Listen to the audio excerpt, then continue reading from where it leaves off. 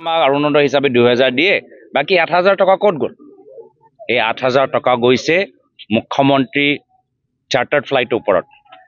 ইয়াৰ পৰা যে ঝাৰখণ্ডত গৈ তেওঁলোকে যে প্ৰচাৰ কৰিছে, এই প্ৰচাৰ কৰাৰ খৰচটো ৰাজ্য চৰকাৰ, অসমৰ ৰাজ্য চৰকাৰে কিয় দিছে?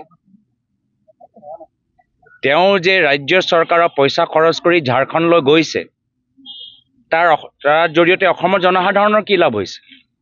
ৰাইজ কেনেদৰে উপকৃত হৈছে? যুৱকসকল কেনেদৰে সংস্থাপিত হৈছে?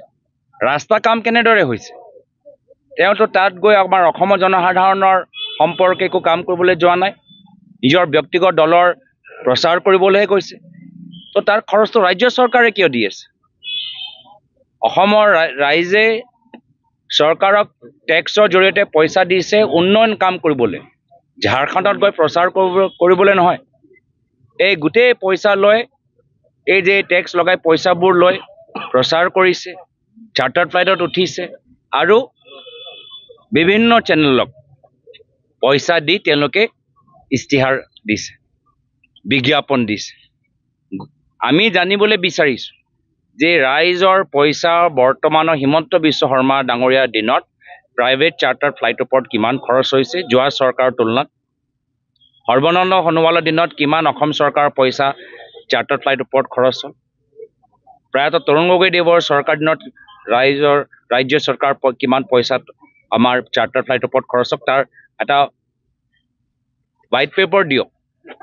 অসমৰ ৰাইজৰ পইচা যি বিজ্ঞাপনৰ ওপৰত, আৰু গোটেইখিনি নিদিলেও হ'ল, মাত্ৰ এটা চেনেল লৈ লওক, যি চেনেল মুখ্যমন্ত্ৰী আটাইতকৈ ভাল পায়, সেই চেনেলৰ ওপৰত ৰাইজৰ চৰকাৰৰ কিমান পইচা বিজ্ঞাপনৰ ওপৰত খৰচ হৈছে তাৰ আমাক হিচাপ দিয়ক। এই চেনেলে সৰ্বানন্দ সোণোৱাল ডাঙৰীয়াৰ দিনত কিমান পইচা পালে বিজ্ঞাপনৰ ক্ষেত্ৰত, সেই চেনেলে মুখ্যমন্ত্ৰী তৰুণ গগৈদেৱৰ দিনত কিমান পাইছে, মুখ্যমন্ত্ৰী মহোদয় আটাইতকৈ ঘনিষ্ঠ চেনেলে ৰাজ্য চৰকাৰৰ কিমান পইচা বিজ্ঞাপনৰ কাৰণে পাইছে তাৰ হিচাপ দিয়ক।